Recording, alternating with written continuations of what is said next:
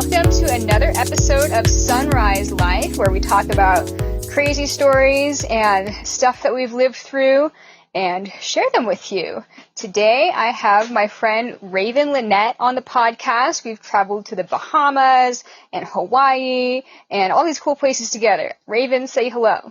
Hi. How's it going? Good. How are you?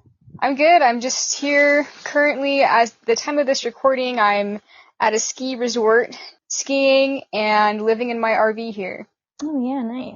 You're in Utah, right? Yeah, in South Utah. Cool. And how are you doing down there in San Diego? Pretty good. I'm actually in the middle of a possible mold remediation in my apartment. Oh, I saw your story post about that. Yeah. But other than that, pretty good. For the purpose of the podcast and for our listeners, would you mind describing how you first got into modeling and then what brought you into full-time freelancing? Yeah. I kind of, like, when I was really, really little, like, my mom had, like, put me in, I think they're called, like, callbacks or something. It was kind of like a talent scouting, like, not a pageant. I just remember, like, I was really little and we had to, like, travel to LA and I had to, like, memorize short little monologues and, like, commercials and then walk across the stage and do a little twirl. So I guess you could say that's kind of like where I got my very first taste of it. But then nothing, like, that was when I was, like, maybe 5 years old max. Wow. Yeah, but then, like, when I really, like, got into it was when I was in high school. My digital photography class, we would, like, take turns shooting each other for assignments and stuff, and I kind of liked it. And my photography teacher actually offered to do my senior portraits for free, so he could have images for his portfolio. So cool. That was, like, my first experience with TF. And then when I turned 18, I really needed a job, and my mom was kind of like, we were, kind of butting heads at that point, and just really hounding me to get a job. And I was trying, like, going around local businesses and stuff and submitting resumes and all that and finding nothing. And then I saw a little flyer in the hallway of my community college I was going to, saying that they needed models for an art class. And I had no idea what that was, like, what that entailed. I assumed just, posing for an art class. And so I went to meet the instructor, and he, was telling me all about it. And then he says, let me show you some of the students' past work. And he brings up the stack of nude drawings. And I was, like, shocked. Like, I was not prepared to be nude at all. But I was kind of feeling rebellious and I wanted a job, so I said, all right, I'm going to go take my clothes off for money. Nice. And that's how that started. And then that was just art classes for a while, and then I found Model Mayhem and went from there. That's cool. So from the drawing, how long did it take for you to start doing freelance photo shoots, I guess, besides the high school portrait with your professor? Pretty soon after, I think. Because I think, like, after that, like, my senior portrait session, like, my teacher was, very encouraging. It was like, you really, have a talent for this, not just for senior portraits, but you should really, look into other modeling gigs. And then once I did the art classes and discovered that I don't actually mind being naked in front of strangers, I found Model Mayhem, and I don't even know how I found Model Mayhem, actually. I have no idea. I just stumbled upon it one day. For me, it was somebody has suggested it to me, and then immediately after they suggested it to me, they said, but be careful on there. And I was like, why? And they're like, just be careful. I'm like, what? Why? I had no idea. Yeah. Yeah, I assume it was just a Google search how I found it. I don't think anyone like told me about it.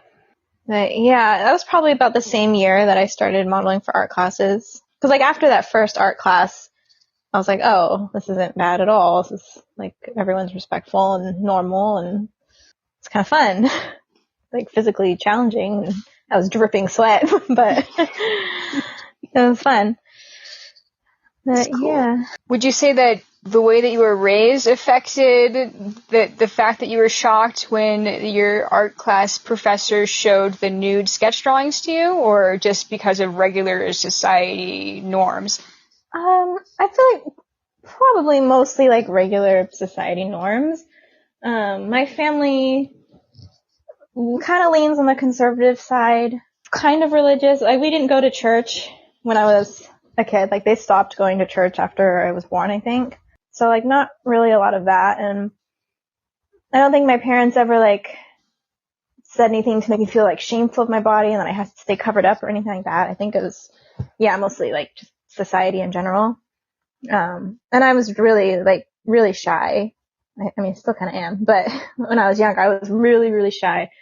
And then like, you know, middle school, high school, like I hated getting dressed in the locker rooms. And I used to actually have like nightmares that I would suddenly be naked at school. Oh my God. But then like once I started actually like being naked at school, those nightmares never came again. That's funny. Your nightmare became a reality and then you overcame it. Yeah. That's cool.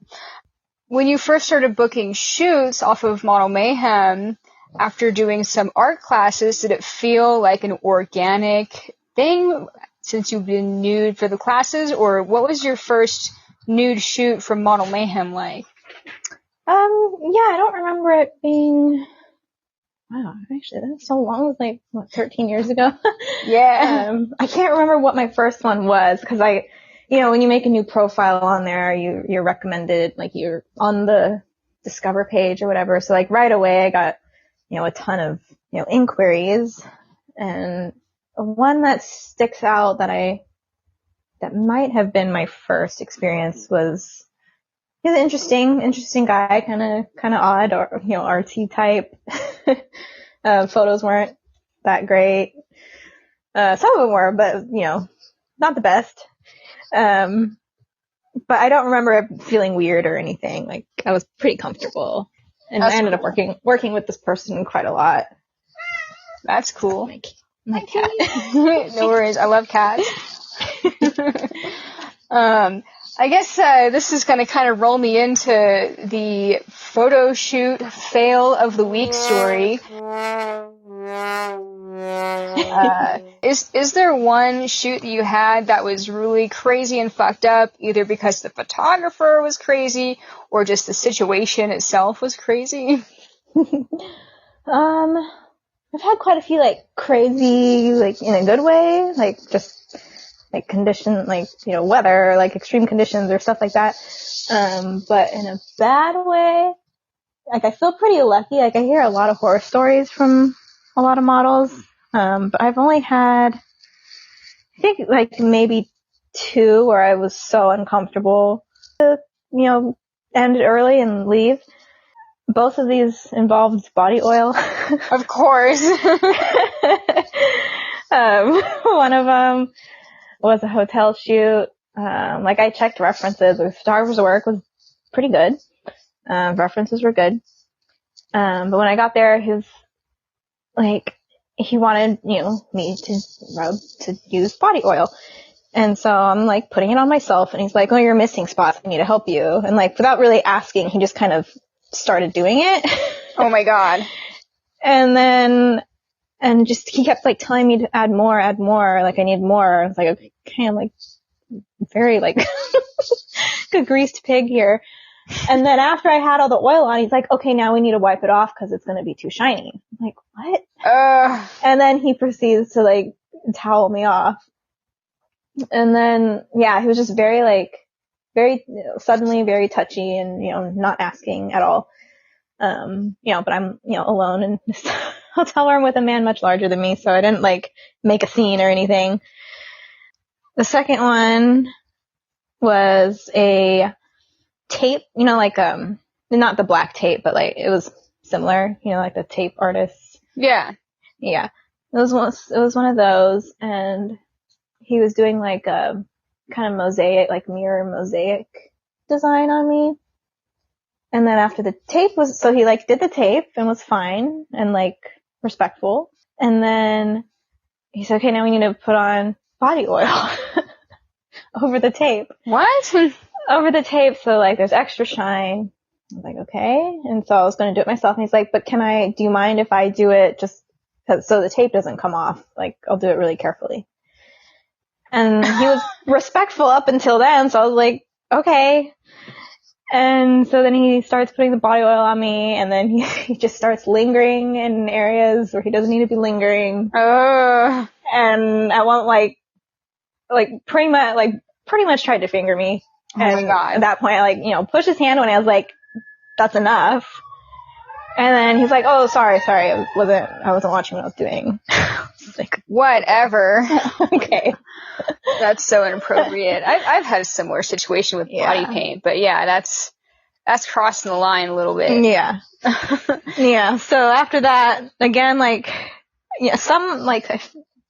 very impressed by the, models that can stand their ground right then and there and like leave.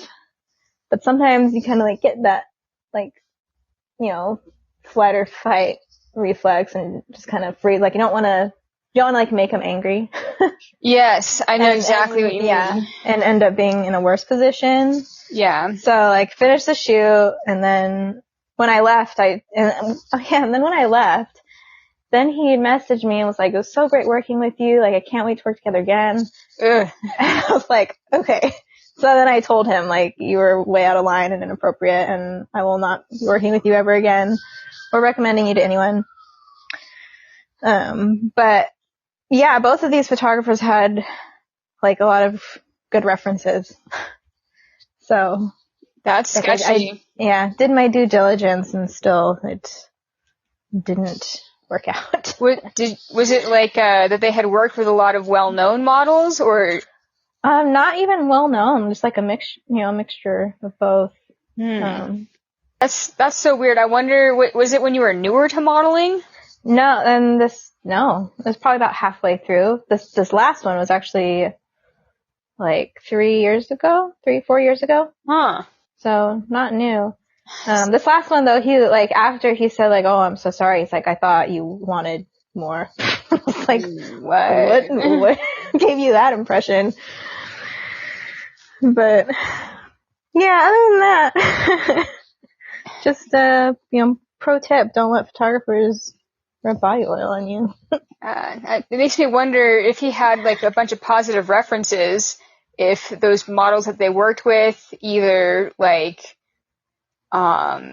were really like straightforward at shutting them down. But if they were doing that, then I still wouldn't think that they would give a positive reference, because if they're like, oh, he wanted to rub the oil on me, like why would you give a positive reference for somebody that was like that?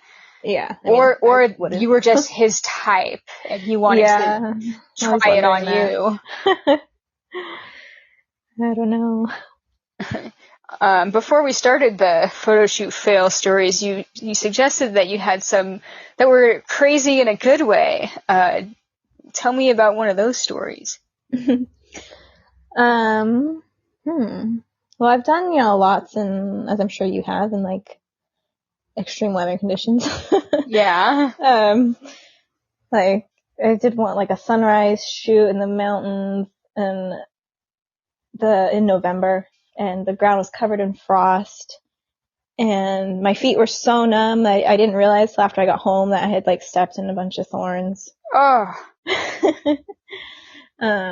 But it was still like super cool. We had, great time, got beautiful images. But yeah, probably my most memorable, some people who would think it's crazy. I don't think it's crazy anymore, but, was I did a photo shoot underwater with sharks in the wild. Oh yeah, that's right. I was hoping you were going to bring that one up. Yeah, it's still, my top experience. for a lot of reasons. I met some really amazing people, one of who is not with us anymore, sadly, but Yeah. I met, some great people, and it was my first time in the water with sharks ever, like big sharks. And yeah, just the whole experience is incredible. Were you nervous? Not really. Like I've wanted to do it forever. Like even when I was little, like I wanted to swim with sharks. That's cool. When I was little, it was more like, ooh, that's a scary thing. It would be cool to do. But then like, now, like as I've learned more about them and all that, it's like, if you know how to act around them and you can read their body language, like it's not really scary. It's really peaceful. So like when we got there, he was, Michael Dornelis, he was kind of hesitant to take me out to do it. I bugged him until he said yes. Just because I had never swam with sharks, just like to dive with them at all. Mm-hmm. But once we got out there, we rented about 6 hours, I think. Yeah. And then, we baited the sharks, brought them in, and then I swam around with them for a little bit, like with, a mask and fins and all the proper gear to kind of like get acquainted. Yeah. And yeah, it's just like, it was really surreal, just like going in the water and seeing, this 8-foot shark swimming towards you. Wow. And like, and they're swimming around pretty slow, just cruising and really peaceful. And then after swimming around with them for a bit, then I got into my dress and weight belt that I had made, and no more masks, so I couldn't see them anymore. So I had to just rely on him and my safety diver. So there'd be times when he would just like swim up to me and like pull me on his back to swim me away, because I had a dress on and extra weight so I could stay under longer. But yeah, it was super cool. Like, kind of a little unnerving being pretty much blind underwater and just seeing this big shape swim next to you. Yeah. But yeah, I wasn't really nervous. It was more just like peaceful and in awe. That's cool. And I know from experience that swimming in a dress is really hard. Yeah. And I made sure, like I made it a short dress and like dark colors. You don't really want to dive with sharks with white, like light colors, because they get a little too interested about that. So like I made sure like I cleared my wardrobe with him ahead of time.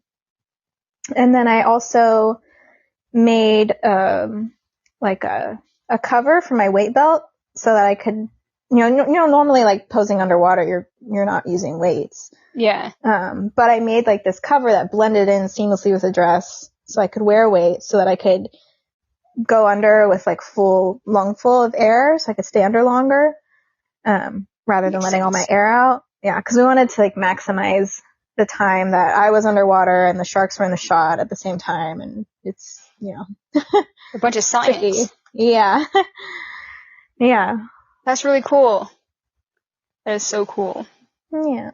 Do you think you'll do something like that again? I hope so. It was the person I, did it with was like one of a kind human being. I'm super grateful to have met him and been able to do that. But I do want to do it again at some point. I dive with them a lot now, actually, just not modeling, but just to dive with them. Oh, really? Film them myself. Shout out to Shark Addicts Diving. Is that in Southern California? Oh, no, that's Florida. Oh, cool. Jupiter. Oh. Yeah. There is a few out here in San Diego, but it's like you're almost guaranteed to like see a ton of sharks when you go on a shark dive in Florida. Here, it's kind of hit or miss, and the water is just not as clear. Is it colder? Is water much colder. Yeah. Yeah, much colder. That's what I thought. Yeah. That's rad. So now you're doing full-time freelancing, and you've been doing it for a long time. How do you feel about like the progress of your modeling endeavors, like since from the time that you started with the art classes to now? Yeah, I've definitely evolved to being more. I was just part-time for the majority of my career, actually, because it was always like, well, I can't make this a full-time living. Like I'm going to school for other things. Like this is just a little side gig to like, give me some extra cash while I'm going to school and working another job. And so like I didn't really get to give it my full attention in the early years, which I feel like if I had, like, I can only imagine like where I'd be now. But since 2020, when I got laid off my other job, I kind of dove into this full time, doing, Patreon and OnlyFans. That's cool. Yeah, and it's going pretty good. I actually I don't travel. I mean, I'm starting to travel more again. I don't travel as much as I would like to. I do, enjoy meeting new photographers and just working with other creative people and getting inspired by different people. But now I'm kind of focusing most of my time and energy on OnlyFans and Patreon and, making my own content, which is a lot of work. Yeah. But also very liberating at the same time because I'm in control of my image and what I want to create, and there's no pressure from anyone else. Like I do what I want. That's awesome. Yeah, that is awesome. Being able to, you're even more in control of your schedule if you're not reliant on showing up to somebody else's hourly rate photo shoot. Yeah. And is that paying off, the Patreon and the OnlyFans? That's enough for you to say no to a bunch of photo shoots because you've got other stuff going on with your own content creation? Combined, yeah, and I do still work for art classes regularly. Oh, cool. On top of that, in person at studios and online for different colleges. But yeah, OnlyFans definitely is more lucrative. Patreon, I feel like I was late to the game and it just never really took off like I wanted it to. And I almost got kicked off a few times for dumb stuff. Yeah. Same. So I haven't. So once I started OnlyFans, which was much more user friendly, and that, took off. I feel like more people know about OnlyFans at this point and are willing to subscribe to it, I think. So once that took off, I kind of didn't put as much energy into my Patreon. I have into promoting it anyway. I have my handful of loyal patrons on there that I still, send content to. But I'm actually in the middle of rebranding it since, Patreon no longer, their definition of adult content is very unclear. Yeah. And what they allow is very unclear. So I had my account suspended a few years ago and I thought I fixed everything and thought I was, playing by the rules. And then a few months ago, they told me I had to delete a bunch of stuff again. They were all art nudes. Of course. Art nudes, but maybe some full frontal, open leg, but nothing pornographic. And they made me delete everything. So that's I'm in the middle of rebranding it as just artist reference resource. That's so cool. I'm going to simplify it, I'm going to leave all my tiers up, but just have them as archives. So if anyone wants to subscribe, cause it's $1 to $20, all past content is there. It's for them to still enjoy, but the new active tiers are just probably just going to be 1 or 2, reference photo sets. That's cool. A month, yeah. And then I'm going to focus more of the extra spicy fun stuff on OnlyFans. Were you able to move some of that traffic from Patreon to OnlyFans, or? Yeah, I think a few moved over to OnlyFans. Yeah, while I was in the middle of trying to figure out what I wanted to do, and I was, kind of feeling burnt out and sick of updating it. I just like made my entire archive available to everybody on there to keep everyone happy while I figured stuff out. And a lot of them actually messaged me and said that they would stick around for whatever I decided to do. And yeah, a few did move over to OnlyFans. A few are actually already subscribed to both. So that's nice having, a handful of loyal patrons. That's really nice. Before I started like creating my own content for like, sexy or sensual content for people to subscribe to or to buy, my idea of like the target customer for that was like the dude in his mom's basement who's all like shy and weird. But there's actually so many people that I've met through Patreon and OnlyFans also that are like really nice, seem to actually care about. Yeah. And so it is a little community, even on OnlyFans too. And there are some wankers, but there's also a lot of really nice, loyal people that actually give a shit. Yeah. Yeah, it's really nice.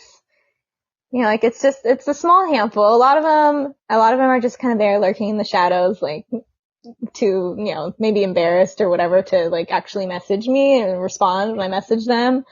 But yeah, I have, a handful of people who are really nice and chat with me and, are really, really grateful for the content. And like I've had some really sweet messages recently about just how it makes their day brighter and stuff like that. That's nice. Yeah. Do you, on the flip side, like what percentage approximately of either OnlyFans or Patreon subscribers are the ones that are just dropping in to be like, where's all your hardcore videos? Can I get a discount? Like that kind of customer? I've only had like a few of those. And then, I mean, they don't last long because, I don't, give them the time of day.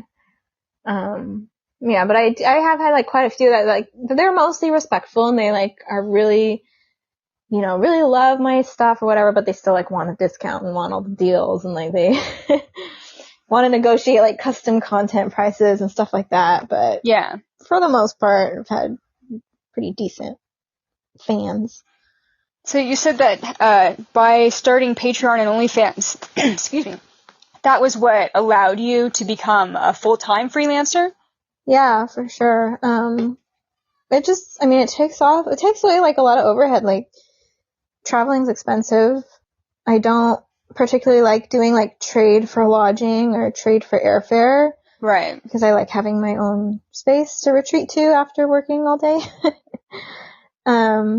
But so yeah, like being able to just like shoot my content at home and be on my own schedule is, allowed me to kind of do this full time. That's cool. Yeah. What is your criteria for when somebody emails you or messages you and they say they want to book a shoot? I don't know about you, but for me, over the course of time of doing modeling, I had a really high tolerance for the types of photographers that I would work with. When I first started, it was, oh, you're not a serial killer? Okay, I think I'll make it through the shoot. Like, let's do it. These are my rates. But now my tolerance has gone down so far for like what I'm going to tolerate at a shoot. Like, so when somebody emails you and you're considering whether you're going to take the booking, like where are you at on that level of tolerance?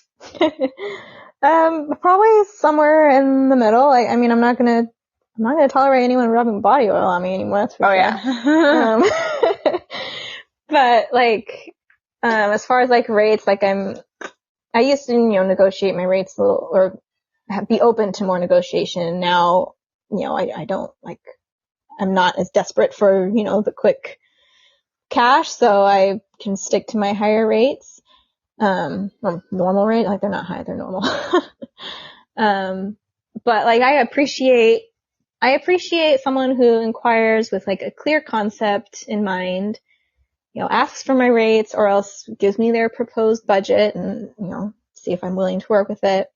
Like one of my biggest pet peeves is getting a message that just says, let's collab. Uh-huh. Like, especially like if they contact me through Model Mayhem and like booking info is all there, the requirements are all there, and it's obvious they didn't even read my bio.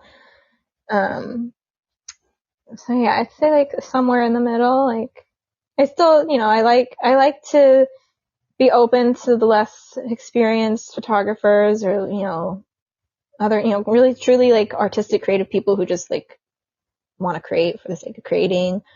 So yeah. That's cool. So now that you've been doing this full time for a while, like, this is something that I kind of struggle with, so I'm actually sort of asking for advice more than just an interview question. But since you do a lot of self-content creation and you book all these photo shoots, where's the line for you on like your personal life or your personal identity versus your modeling life or your modeling persona? Like, do you meld the two together? Like, do you feel like Raven is you also, or is there a source of separation there? Yeah, I feel like they've definitely melded together. That's funny you say. Like, I've kind of been like thinking about this a lot.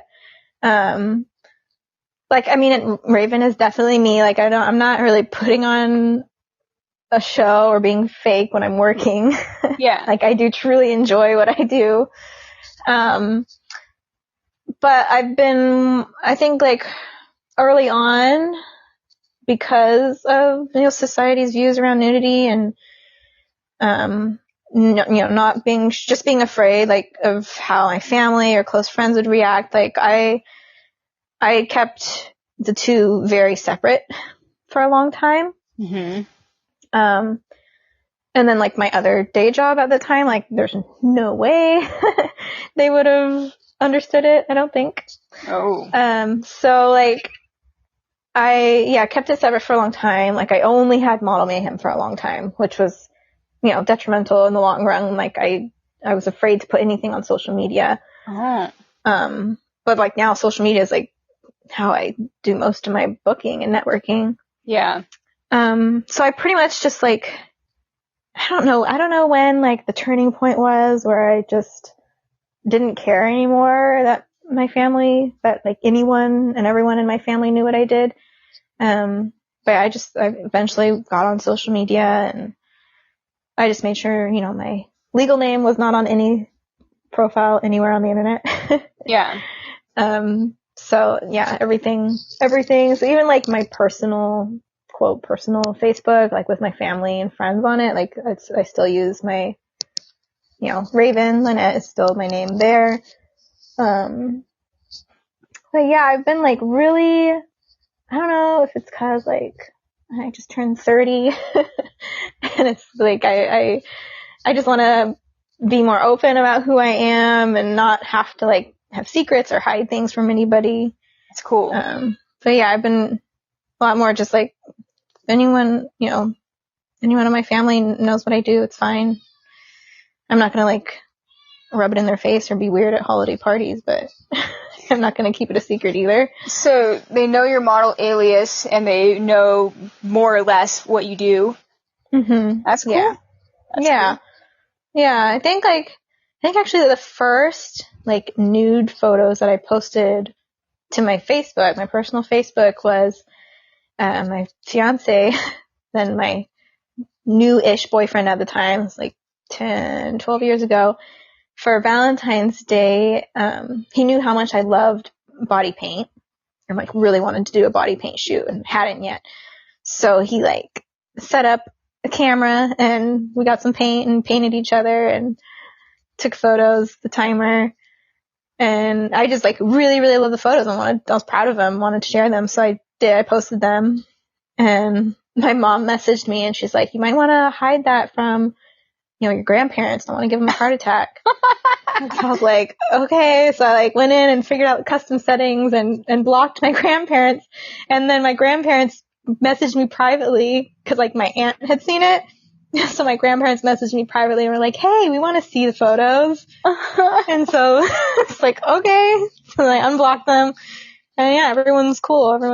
That's great story. I love that. Yeah, like both of my grandparents are pretty like religious. Oh, really? But yeah, they're much more open-minded than like I would have assumed. Like actually one of them on my mom's side, my Lola, is very much where I get all of my, like, crazy from. Yeah. She's very, very free-spirited, adventurous lady. So she's, like, super cool about it. She's actually, like, wanted to do photos with me, like, showing different generations, nude and nature stuff. Oh, cool. Yeah, we haven't done it, but now she says she's too old, but she was open to it. That's cool. Is that the grandma you were telling me that has the yard decorations?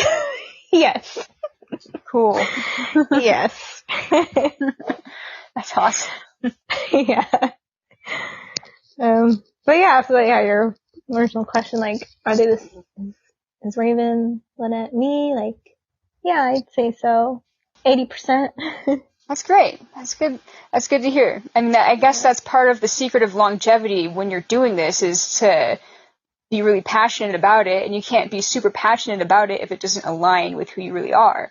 Yeah, and like feeling shame or whatever and like trying to hide it from certain people, like that gets exhausting. Especially if it's something you love doing. Yeah. And like, I mean, 'cause I had a lot of like kind of like inner, battles, I guess, like wanting, like my original life plan was to be either a veterinarian or a marine biologist. And then that turned into like a dancer, and I actually like went to school for dance, got a degree, didn't work out. So like I had all these things that like more like quote respectable career paths I could have taken. So like I've always kind of like struggled with that, like being proud, like feeling pride in my work, like in regards to sharing it with my family. But they've all been, pretty supportive, and I don't think they're disappointed in me. That's cool. That's great. Yeah.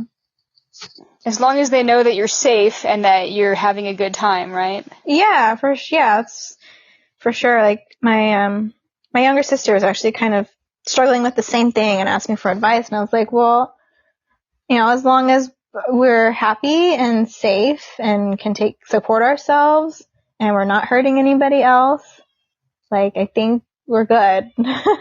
And like, in fact, what we do makes other people happy. So even when we feel like we're not like contributing to the world or whatever, like we do make people happy with our content. So that's contributing to the world. Yeah, I think so too.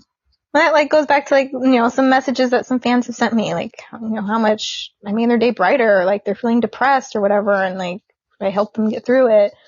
Stuff like that. So it's awesome. Yeah. Now I would like to ask you another question that I asked everybody on the show.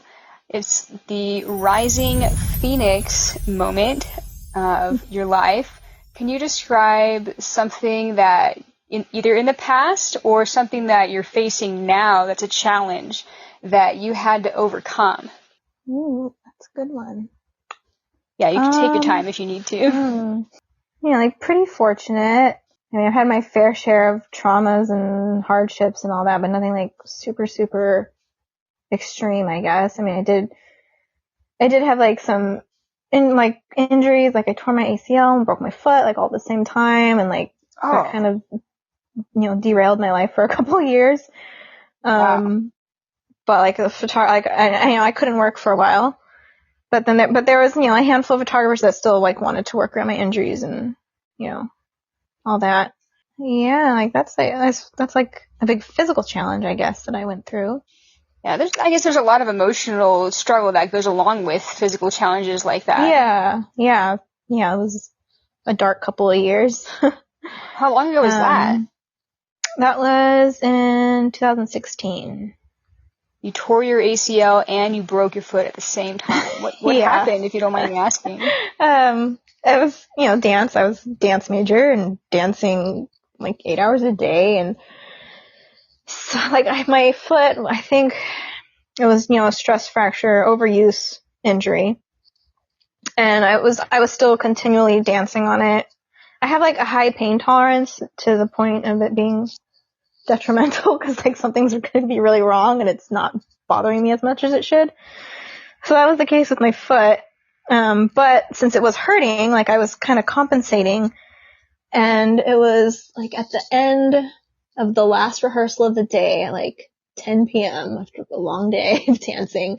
And like we were doing like one final run through of this piece, and I did a jump and I landed wrong because I was compensating for my foot, and then I tore my ACL. And both of those were very long. Like I had to have surgery on both things, and it's just like this long, drawn out recovery process. But yeah, that was quite a while ago now, but there were, mostly, I think nothing's ever the same, literally missing parts of your body. But like I can pretty much back to normal. That's good. I'm more careful now. Yeah. So you weren't able to work during that time, and then some of your shoots were affected also. Yeah. But yeah. Like a financial struggle at the same time. Oh yeah. Yeah. I mean, luckily, like, had a long-term, partner, and, we share finances and rent and all that, so we got through it. That's good. It's good to get through it. When you were in it, did you feel like, oh my gosh, this is ruining my life? There were times, yeah, where I did a lot of, like, feeling sorry for myself.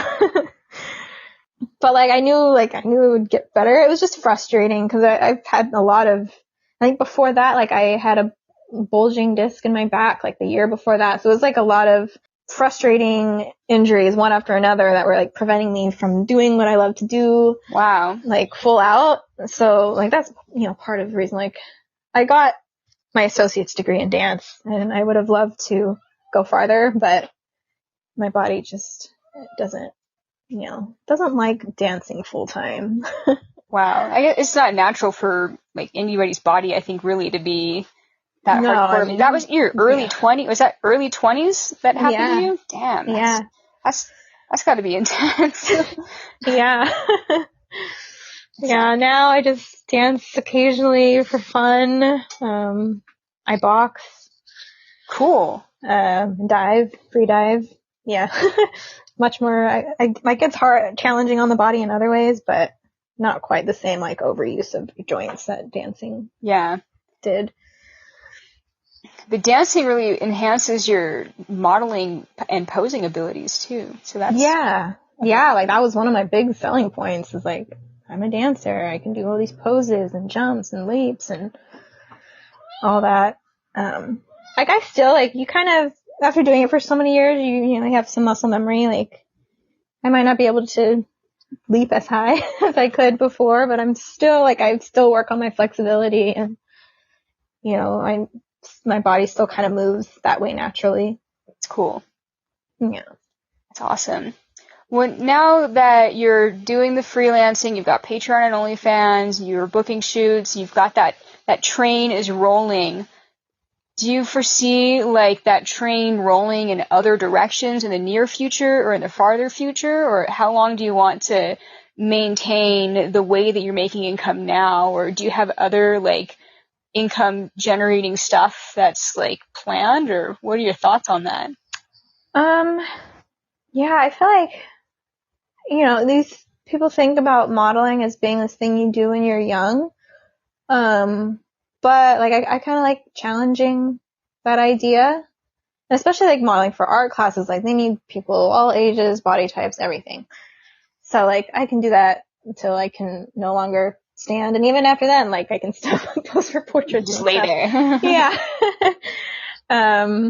As far as, like, content creating, like, yeah, there's a niche for everyone. So I feel like I can just keep doing this as long as it makes me happy. That's so cool. As far as, like, other directions, it was definitely, like, early years, it was definitely, like, only art nudes, like, nothing other than classy art nudes. I've definitely been pushing the limit on that lately, because I enjoy it, and I've become much more, like, open-minded and accepting, and I've been, like, embracing sexuality and all of that. Like, you're not hurting anybody. It's natural. Like, it's literally good for you. might as well do what you love and make money doing it.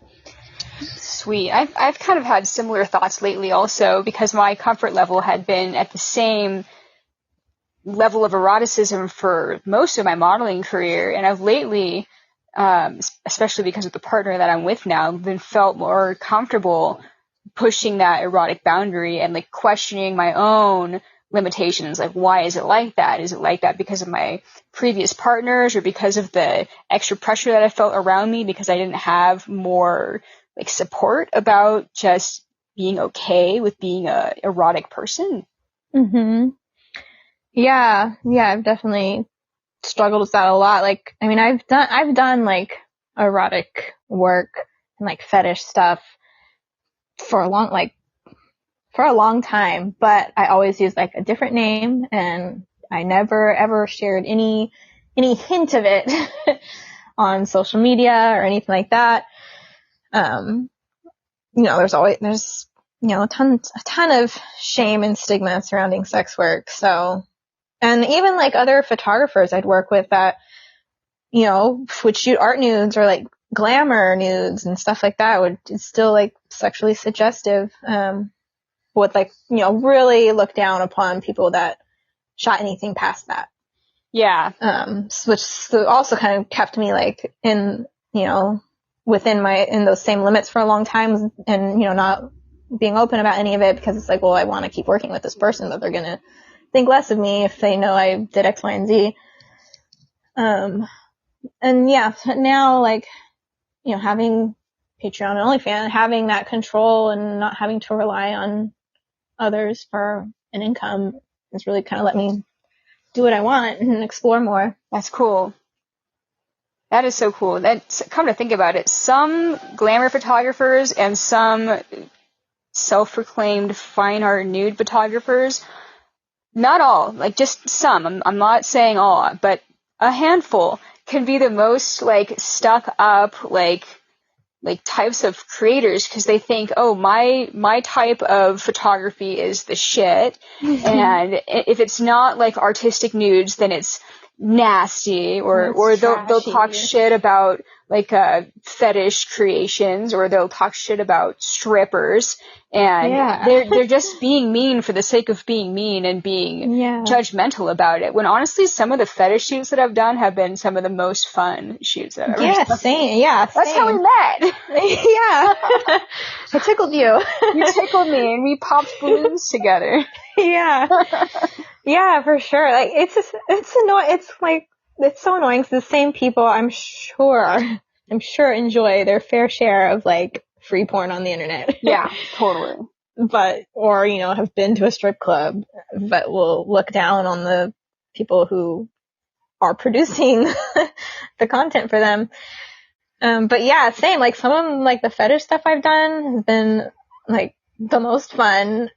Like, I'm not gonna like hang the image on my wall or anything, but like I had a blast making it, and I know someone out there is enjoying it.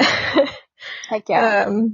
Like a recent was actually with a Shiny Bound. I was, you recommended them to me, and it was so funny how like I was going to this person's house that I had never met to be tied up.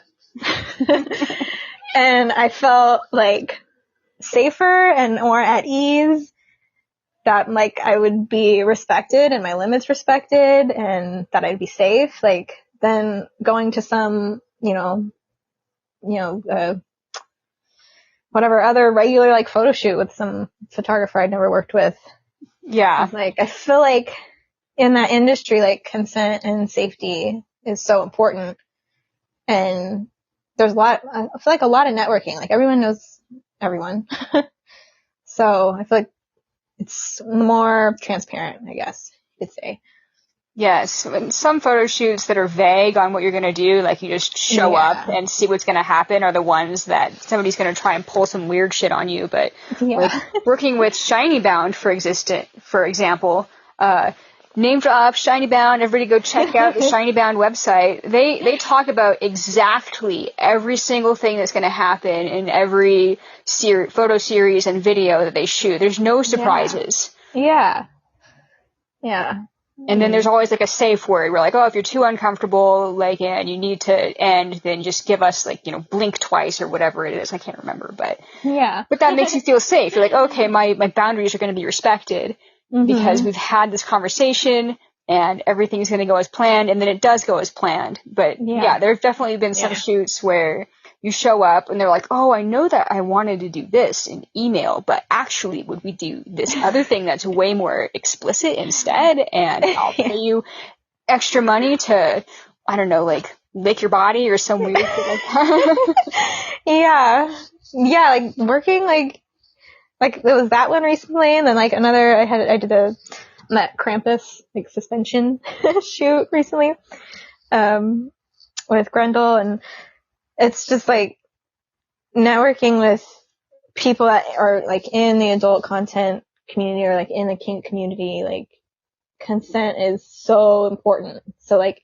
there's no surprises. I mean, as long as everyone is doing it right. Yes. That is a good thing that is out there that unfortunately a lot of photographers or just people in general like are not aware of its importance. Yeah. Just excited that you're starting this new Thank adventure. you. Thanks. It's been fun. I think it's super important to like models were often just like a face and a body in the picture, so it's nice to have a voice also. Yeah, cool. Well, thank you for being on the podcast. Yeah, thanks for having me.